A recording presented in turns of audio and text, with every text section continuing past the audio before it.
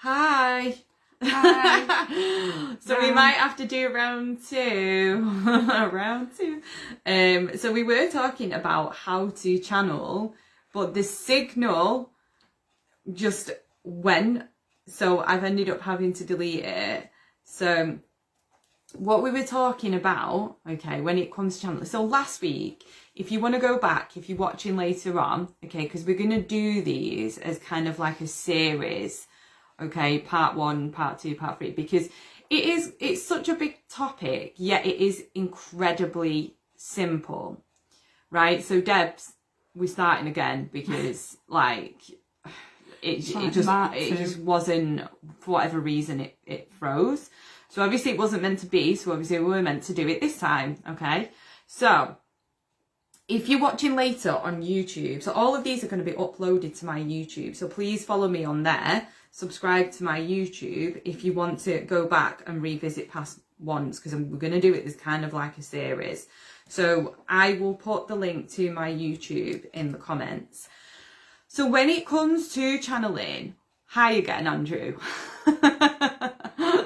We're starting again. Oh, right. Dear. So when it comes to channeling, my mum was making a really good point in that it is about being disciplined, and I was just saying before that it's about getting yourself into a state of receptivity.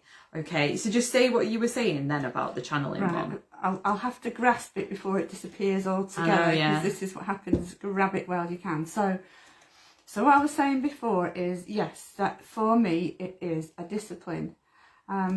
If you're too active during the day, it's no good then sitting down for 5 minutes and saying, right, now it's time to channel, where are you, let's come on, because it really is, your body and your mind will still be going 10 to the dozen.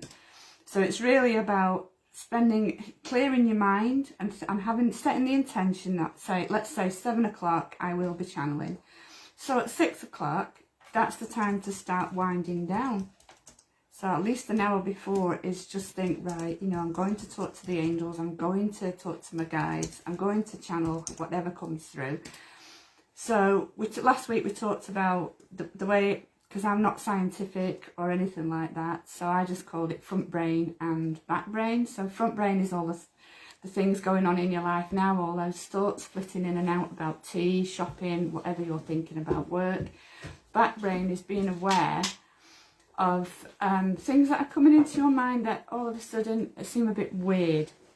Those are the things to focus on and think, hold that second, there's something coming in. So this is how channeling is for me, and it's the same when I've quietened and I want to channel in a quiet manner and in a meditation.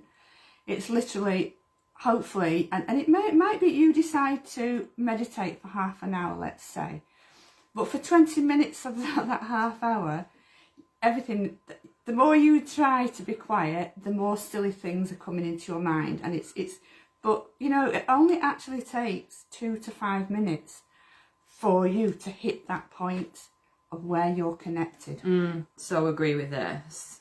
It really is. It's like, now I'm there. So it's all about concentrating on your breathing, slowing your mind down, focus. It's a good idea to focus on. For me, it's like a white cloud, because then when I want to channel or when I'm waiting for messages, I literally visualize Archangel Michael opening the curtains. Love that. So opening the curtains, and then I'm waiting and watching like I'm watching a television screen almost, to see what comes forward. But for me to get to that point, it's no use sitting down, because your heart's, if you've been running around, your heart's going 10 to the dozen. And you think, come on. That is not the way to channel. The way to channel is to just sit and watch and wait. But like I say, it is a discipline.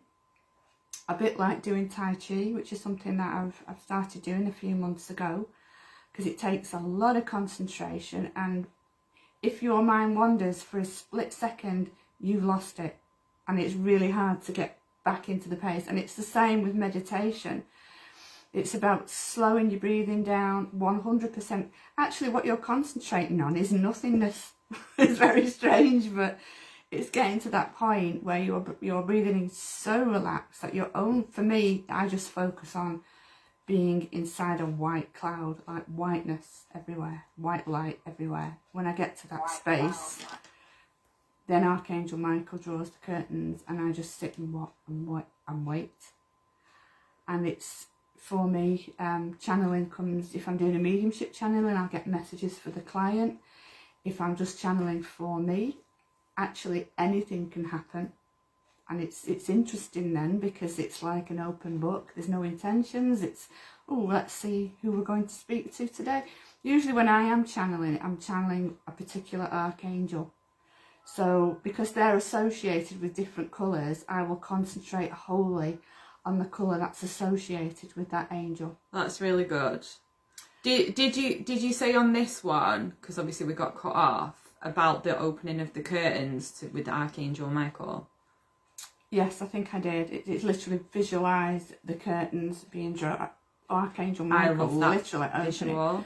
And if I'm doing mediumship, he sort of steps to the left, and I suddenly see a big staircase, like a golden staircase, and spirit will come down the stairs and through the curtains and start giving me messages. It's always the same, because that's what I visualise. It's just me making an intention to connect. It's almost like me, I'm the one who draws the curtains when I'm in that space of feeling that, okay, we're here. And my breathing is low, and I'm semi in a trance, to be honest. I am in a trance state when I'm channeling, very much so. My breathing is very slow. Occasionally I have felt slightly dizzy, but that makes me even feel joy. It's not frightening, it makes me feel joy, because then I know they're taking me on a journey, and I just go with it. But like I said, it's a discipline, and anything like yoga, tai chi, or anything any hobby, to be honest, that absolutely 100% focuses your mind. Even dancing can focus your mind. Dancing. And music, listening to the layers of music, picking out all the different instruments, not just the person singing, which is probably better. Not particularly, I don't know, everybody has a different taste. I can literally go into a trance listening to Pink Floyd. So because it's instrumental, once there's lots and lots of different instruments, it can be jazz, it can be anything that I don't know, what's your music called? Well, Amy? Mine is actually called trance. Mine is trance. It's called trance. Yeah. So, and I actually do like some of Amy's music, and yeah, I am in a trance. So it's not good for me to dance in a trance, because I can end up facing the wall or 10 foot in one direction, especially with your eyes closed. So, but yeah, it's whatever you can focus your mind on 100%. It could be knitting, sewing, anything that you've got to focus on is like a discipline. I feel like so maybe this is just a different way of describing it, but I kind of feel like it's focusing on it's more focusing on your heart, though. That's what I feel that it is, because you're not trying to make something happen. When you're channeling, you're in a state of receptivity, a state of relaxed receptivity. Yeah, so for me it is dancing. So Tara says I love dancing. Yeah, definitely feel like I'm in a trance. So for me it is dancing. It's always been dancing when I've got messages. That's how I started channeling initially, right? So it's like you're in that embodied state. You're like more in your body, and you're not in the mind chatter of I've got to do this and I've got to do that, and now I'm trying to make this happen, and like such and such angels coming through, la la la. Oh my God, now grasping onto whatever thing, right? So I definitely feel like you literally are in a state of flow. You're in a state of allowing, and there's many different ways of getting into that state of allowing, but I would say the biggest one is connecting with your heart. And so the way that you can do that, before we got cut off, is I did a light language channeling where you know, the guides were sort of speaking and saying, like, what you need to do is just breathe through your heart. Like, imagine that your heart is open and you're breathing through it. And as that's happening, there's a connection. It's called the heart and mind coherence. I do it at the start of quantum hypnosis sessions, where we bring the heart and mind into connection so that the you know, your third eye can understand and interpret what your heart is saying, because your heart is basically this, like the seat of your soul, let's say, right? So it's like the messages come in through here. So the more that you can drop into here on a daily basis, whatever that looks like for you, for me it's definitely music and dance, right? And the more that you can expand your heart into a state of love, right? Because what we're actually doing when we're channeling, if you want to keep it simple, is you are channeling source. Source is love, right? But there are many different ways that source can speak to us, and the angels, guides, and the different beings, the ancestors and all of that, they're the different expressions of source that you're connecting in with, and they have different ways of you expressing their messages, which are then received by the different people that are meant to receive them. So yeah, does that make sense to you? It makes absolute sense. Yeah. And even though Amy's put it in a different way, we're actually doing the same thing, because when I talk about concentrating on my breathing, it is literally dropping down into my heart space, because I'm slowing my breathing down, slowing my heart rate down. And for me, obviously, I'm concentrating on whiteness, on the white light or clouds or whatever you want to say, but it is dropping down into my heart space. I've never really thought about it as those words, space, but that is exactly what I'm doing. Yeah, so Tara says it feels like a meditation for me when I dance. Exactly. Can I see what I see during meditation? Is that the same? Yes. So I don't know if you've heard of ecstatic dance. So that's like kind of my thing. And ecstatic dance is literally a moving meditation. It's dance as a meditation. So it's like kind of spiritual dance music. So it's a crossover from the club music, from like the club scene, and light language dance as well. So I do that. It's another form of channeling. Any form of movement, right, is like a meditation for me. When I dance, I can see what I see during meditation. Yeah, and you know, because what you're doing is you're getting into a state of non-resistance, right? Because source and the angels and guides are trying to speak to us all the time, right? But because of free will, we have to be available to receive their messages. So in answer to what Andrew was saying, is it intention then? Yes, it can be intentional as well, right? But you literally don't have to. So it gets to a point where you're like, your channeling is just when you recognize that we're all channels and that's your natural state of being, you are in a state of non-resistance anyway, right? Because you've kind of like unlearned everything that tells you that you're not a channel, right? So at first, it is a case of intentionally, now I'm available to receive messages. Yeah, now I want source to speak to me. Now I want to hear the messages of my angels and guides, you know. So it can be like that. And of course, you can close your channel down as well, which we'll cover in another video. Because like I said, there's loads of different ways we can go into this. We want to just keep it, you know, the beginning today. But yeah, it's intentional. Do you want to say anything to me? Yes, just that... you know, we've talked about dance and the different ways to meditate, but another way is the guided meditations are very good for you to learn to just visualize. You know, they help you to really visualize. That can be a massive help when you're first beginning. But also just silencing your mind with water music, like waterfalls and nature things, like just listening to the sea or listening to birds, visualizing being outside in a forest, get into that space. And sometimes it's not actually necessary to have a subject, you know, to go into it with a subject or trying to force a message, but it is such a good practice for you, for your body and for your mind and your well-being to do this anyway. And I've had many conversations with clients, with students who said to me, oh, all right, I get it. I find it really hard to meditate. Right. And that's because like we said before, it is a discipline, but it's because we then say the word discipline, and then it becomes, I've done my job, I've had to do this, I've had to do that, and now I've got to meditate.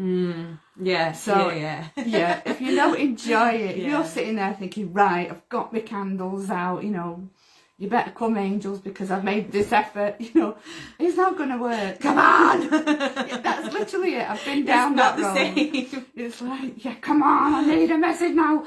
You know, it isn't the same. So it's just about going into it with joy. And again, it doesn't have to be half an hour. You can just sit down, close your eyes, you know, for 10 minutes. It's about just however you can relax. But I am saying, you know, that being out in nature, sometimes just going for a walk. You can channel just going for a walk. Some of the best channeled messages I've had is when I've literally gone for a walk. And I'm not sure how safe I am, because I know I've set off from the house and I've walked down into the local town centre, which is half an hour or so. This was quite a number of years ago. And not actually remembered how I got there. So it's like I floated down. But, you know, it's whatever makes you feel peaceful. Yeah, and I mean, I really like what you were saying there. I mean, there's nothing like when I was out the other day, you know, the birds were just like singing, and my whole being just suddenly, I just felt everything expand, and I was so connected to everything, like in that moment, just from listening to the birds, right? And normally I walk around with headphones in, listen to music, listen to podcasts, listening to all these different things all the time. And I was watching this thing on YouTube about like overstimulation, right? And listening to everybody else outside of yourself all the time. And this is where you kind of lose your own voice and lose your own channeling. You don't lose it, but like you're disconnected from your own like voice, from the source, you know, from the source speaking through you, from your higher self speaking through you, when you're constantly listening to everybody else. And I know this is ironic because obviously you are here listening to us right now talking about channeling, right? But like what we try and do is try and help people and assist them with accessing their own channeling abilities, rather than say, you've got, you know, I can see a guide around you and this, that and the other, which is great. I know we all need that from time to time. We want that reassurance, but like everybody has this ability. So my point was, anyway, I was listening to the birds, and it just opened me up to just feeling that like oneness and connection with everything in that moment. So just simply being in nature, because that's what we're supposed to do as humans. We're supposed to connect with the earth. We're supposed to listen to birds. And we're not supposed to have earphones on all the time, trying to block everything out, right? And so when you live in a city, obviously that's why I do that. But the other day I was walking, I could just hear the birds, and I was like, wow, I was so thankful in that moment. I felt so connected to my angels and my guides, and, you know, and it's like this ongoing thing of making the choice to be connected. Yeah. One thing, obviously I teach mediumship, so one thing that I teach to improve your clairaudience, your ability to get messages through listening, is to go for if you live in the city, it's fantastic actually, because it really helps. There's always birds there, no matter where you are, there's birds hiding somewhere. But concentrate on what's the main noise that I can hear. So more than likely it's cars. So what else can I hear? And then you start to go in layers. I can hear the wind, I can hear the birds, I can hear people talking, I can hear my footsteps. Yeah. And then you realise, you know, I can hear the trees, I can hear the leaves rustling. So the noise becomes enjoyable. Because what we tend to do is when our mind is so busy, we do feel overwhelmed by the noise, but we blank it out. We're not listening to it. So actually going into the noise and listening to all the different layers of noise is really good practice. It really is. And you can do the same with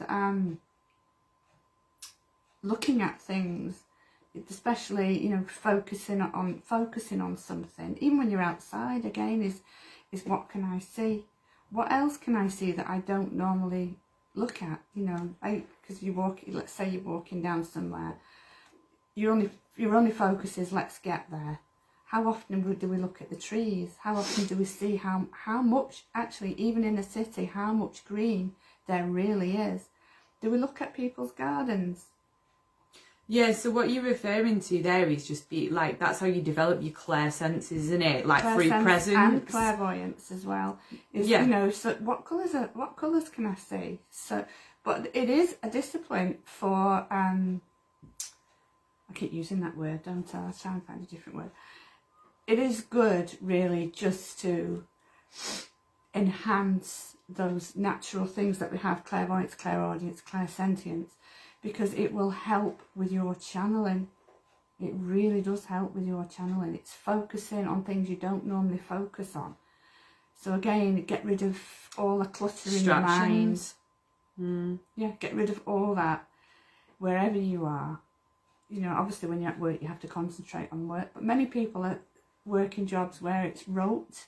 You know, they're so good at it. It's repetitive. So actually, it might give your mind time to relax. So, and most of all is as Amy said, is just, you know, even a few times a day we can drop into our heart space.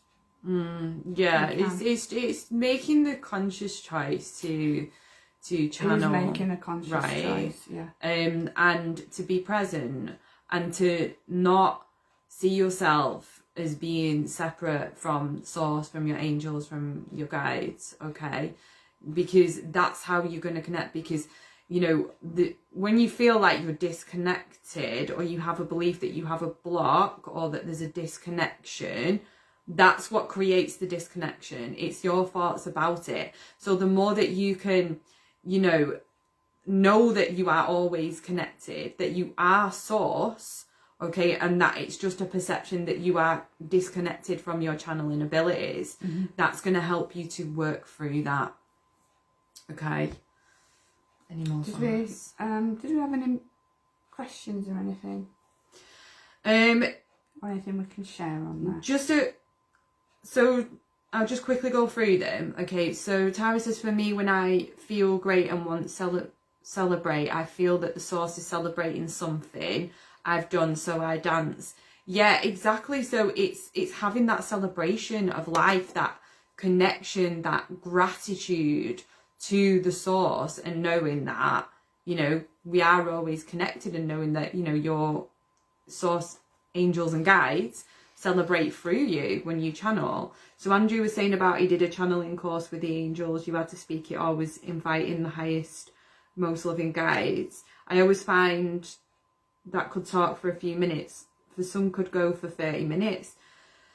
It's whatever you need at the time. Like literally I can sit there in my pyramid or whenever and like have my voice recorder and ask a question. I go, right, what do I need to know about this thing? And my mouth will just move and I'll just be talking. And it won't be me, because it will not necessarily be what I want to hear in that moment. But because I'm surrendered and because I've gotten used to channeling, what comes through, I absolutely trust it. Yeah, so sometimes it's a few minutes, sometimes it, you know, I do 40 minutes channeling, but I wouldn't place sort of limitations on it, because a lot of what comes through is expressed energetically as well. Like it's activations of energetic things in your life. But the fact that you're doing that, you know, that's great. You're getting yourself into a state of receptivity. And so Deb says, after an activation in my soul star chakra, I suddenly heard my mum's voice saying my name and saying, can she hear me? Her voice was clear as day. Yeah, exactly. Yeah. Actually, I've had that many times as I've just been sat quietly. And again, it's that awareness that somebody, not me, an outside source is contacting me. So again, I will just have a couple of seconds where I'll silence my mind and say, okay, I can hear you. What is it you're saying? Yeah. And then it just starts. So it's not always in a meditation. It's just having that awareness, like we said at the beginning, of when recognizing when a message is not yours, that then the channeling is beginning. And a channeling doesn't have to take half an hour. It can be a minute to channel a message. And the message is quite often from the guides and angels for you. for you. They can come in random, it can come in 1 or 2 words, which stop and make you think, well, what does that mean? You know, what did you just say? I always say, well, can you repeat that? What did you just say? Yeah, so obviously, like I said, you know, we can go, there's so many different ways we can go with this, right? So I think the main thing that I want people to take away from today is that it's about getting yourself into a state of receptivity, and also that getting yourself into a state of union with source, or knowing that you're in a state of oneness. So whatever gets you into that state of oneness, dance, you know, singing, listening to music, listening to the birds, going for a walk in nature, anything that gets you into that state of oneness is the start of you saying yes to your channeling abilities. Because it's kind of like my mum was saying before, you know, when she teaches mediumship, she teaches you the different ways to like activate your clair senses, is like you're doing it in your whole life, and the more that you can get used to doing it in your whole life, of you know, getting into your heart, dropping into your heart chakra, that's when it manifests as a heart-centered life, and you trusting in your channeling abilities, because we've all got this ability. It just expresses itself in different ways through different people, right? And I think it goes back to, which we might continue next week, it goes back to gratitude and manifestation, and everything goes back to gratitude. When you practice gratitude, you connect with source, because you're thankful for every aspect. When you're connecting with source, you'll find you're automatically starting to channel. Yeah, exactly. So we can continue with that next week if you want. There's so many. I mean, this is a massive topic. Channeling is a massive like thing. So there's thousands of infinite different ways we can go with this.